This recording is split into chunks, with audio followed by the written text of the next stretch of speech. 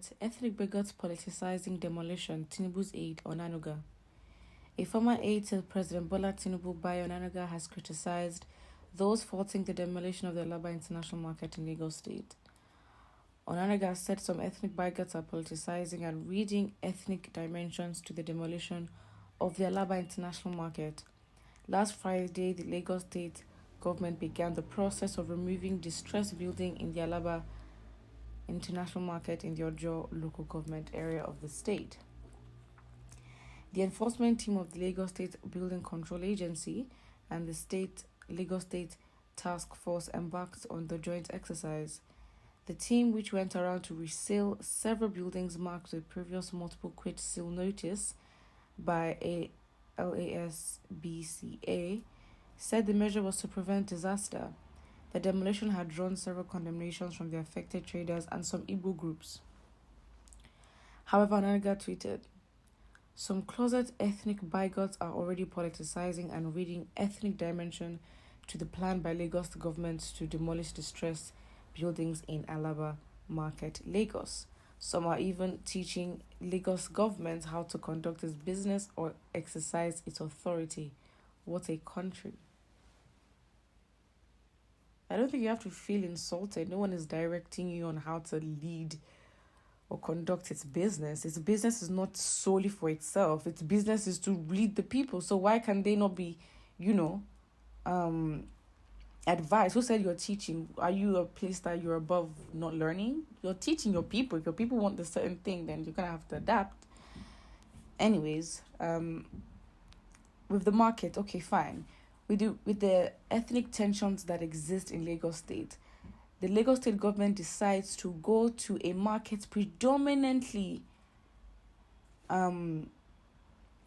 populated with Igbo traders, and they start, demolishing distressed buildings, giving the context of what's happening in Lagos at the moment. So you can't say that there are people reading into and the ethnic bigots. No, with the tensions going on in the state, the government should keep a neutral position. But then when the Lagos government decides to go to a market that is predominantly, owned, and Igbo traders basically own the market, then it's a different thing. If they did any other markets, fine. If this is a thing they started with, okay, fine, distressed buildings were going to start, putting a sale on ceiling, great. But you go to a market where it's literally only Igbo traders, and then you're thinking that people are reading into making narratives of, the ethnic wars or whatever. Please. Well, first comment here says, "I pity my tribe. The game Yoruba is playing will be seriously counterproductive." Well, the most educated fool I have seen in my life is this man. Very myopic in reasoning and talking. The same man that created a serious problem in Lagos State during the election has started again. Wow. Onanuga has not necessarily been the best. I feel like sometimes when you haven't portrayed yourself in the best light, whatever you say or do, people will tend to skip over your message and remember the messed up things you must have said or how you've acted in the past. And with the build up to the elections, no one's going to forget what he did. Coming from the mouth of the man that hates the Igbos, the hatred will consume all of you. And of course, we have proper prayer warriors in the comments, again, bringing and carrying the wrath of God to visit him and his generation. And the person answered their prayers and also said, Amen. It's crazy. It's typical ethnic bigot in accusing others of bigotry. What a laugh. This idiotic man is talking senseless. Please.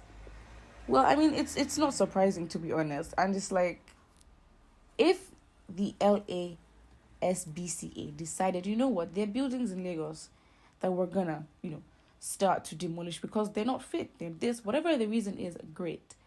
Then you go to an Igbo market. Why? So if it's like, with the context and understanding the wars, you're meant to tone down these wars. You're meant to de-escalate the tensions that are in the state. A lot of Igbo people are moving their businesses out of Lagos because of this. You look at the Lagos State governmental elections, and you also look at the governorship elections, and you then look at the presidential elections and what that did in Lagos. Lagos basically being the most diverse in Nigeria when it comes to business and investment. It's like, it's very, I don't understand, because with international businesses that are in Lagos State, no one is saying, oh, go back to your state or go back to your country and do that. No. But it's like, with a lot of diverse cities in the world, it's usually successful because of how diverse, especially when it comes to businesses, how they are. So it's like, it doesn't make sense. Um, how are you the spokesman of Lagos State government? What a country! Everybody knows you as an ethnic bigot. Wow, interesting. Well, it's your country, Nigeria. Whatever the perspective of ethnic bigots concern the good work of Baje Shamolu is their personal problem. Wow. I mean, now you see, you have, because again, when you look at these comments, right, you look at the names and you see of who's saying what. So you have someone from the north who's then calling all Yoruba tribal bigots, gather yourself for a selfie, want to hang your picture in Aso Rock, Villa, senseless cowards. And it's like, guys, stop falling for this. Your emotions on the line, they give you a narrative and you'll fall for it. And it's like, that's why I say, with Peter Obi and those that try to lead a movement, you can't just lead a movement when the thinking of your people is like this. How would you lead this kind of people? They would frustrate you. So it's like, you're trying to tell them and, preach progression and preach unity, and why they should literally unite together, especially if they really want to build a society that they love and that's conducive for everyone. And then next thing, everyone's fighting each other. So when it comes to businesses, you have people in Lagos telling Igbos to take their businesses out of Lagos and go back to their states. And it's like, come on. Really? For your state that you want to progress, unity, and the economic power, you say, oh, Lagos is this, Lagos is that. You think Lagos would just be itself just like that with no diversity, no business, no foreign investment, nothing. Lagos would just be moving like that? No. At the end of the day, the country can decide where its top place is going to be. Before it was Abuja, before it was Lagos. So Lagos doesn't necessarily hold some sort of significant standing. It was not Lagos that was the capital for a very long time. I mean, yeah, exactly. The capital was moved to Abuja. But instead, Abuja is also a popping place as well. So I think it's a bit of ego and pride that's going into, a lot of people think, oh, we own Lagos.